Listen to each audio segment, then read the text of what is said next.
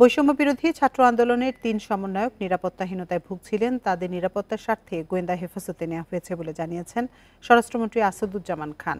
রাতে রাজধানীর ধানমন্ডিতে নিজ বাসায় সংবাদ সম্মেলনে এই তথ্য জানান তিনি। স্বরাষ্ট্রমন্ত্রী বলেন, ৩ সমন্বয়ক মনে করছে তাদেরকে যারা বুদ্ধি পরামর্শ দিচ্ছে তাদেরকে কেউ কেউ হুমকি দিচ্ছে। তাদের নিরাপত্তার স্বার্থেই জিজ্ঞাসাবাদ করা দরকার যে কারা তাদের হুমকি দিচ্ছে। এসব জানার জন্যই ডেকে নেওয়া হয়েছে। জিজ্ঞাসাবাদ শেষে পরবর্তী ব্যবস্থা নেওয়া হবে বলেও জানান স্বরাষ্ট্রমন্ত্রী।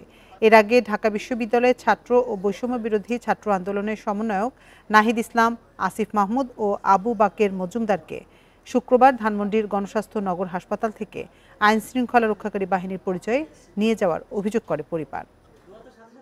তাদেরকে আনে জিজ্ঞাসাবাদ দরকার যে কারা তোমাকে থ্রেট দিচ্ছে, কারা তোমাকে এই ভাবে তোমাদেরকে ধমকাচ্ছে, সেটা জানার জন্যই, তার জিজ্ঞাসাবাদের জন্যই দুই একজনকে তারকে ডেকে নেওয়া হয়েছে এবং জিজ্ঞাসাবাদ শেষে আমরা তার নেক্সট ব্যবস্থা আমরা গ্রহণ করব। Thank you.